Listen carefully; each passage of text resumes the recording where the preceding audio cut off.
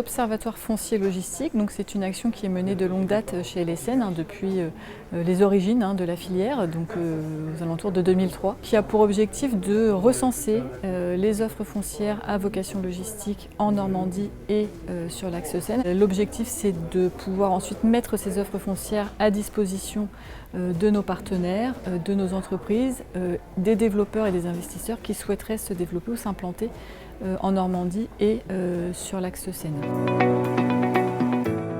On produit de façon annuelle un indicateur sur le volume foncier et l'offre foncière globale, en distinguant les offres foncières situées en zone portuaire, où là on est sur une offre qui est spécifiquement ciblée pour l'accueil d'activités logistiques, et on distingue aussi les offres en zone mixte, où là la logistique fait partie des activités qui sont acceptées sur ces zones, mais sans que ce soit de façon exclusive. On met à disposition ces informations-là, donc on a un volume global et ensuite on distingue en fait selon une disponibilité immédiate, à court terme, à moyen terme ou à long terme, ce qui permet aussi d'introduire des réflexions un peu prospectives sur la façon dont les offres foncières évoluent sur le long terme, et du coup d'être aussi un outil au service des acteurs publics et des territoires.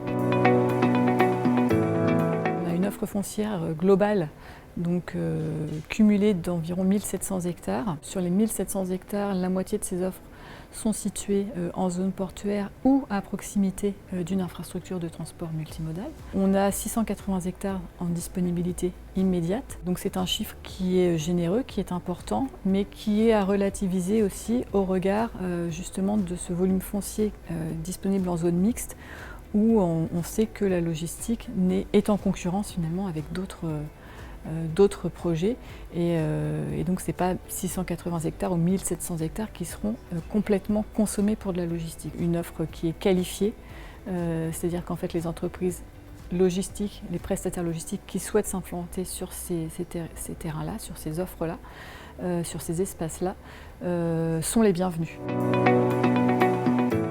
L'objectif, c'est de poursuivre les travaux. On va rééditer notre recensement annuel pour l'année 2021. L'objectif, c'est aussi de pouvoir élargir les partenariats, d'avoir un suivi un peu plus précis de la dynamique aussi de commercialisation sur la partie immobilier logistique.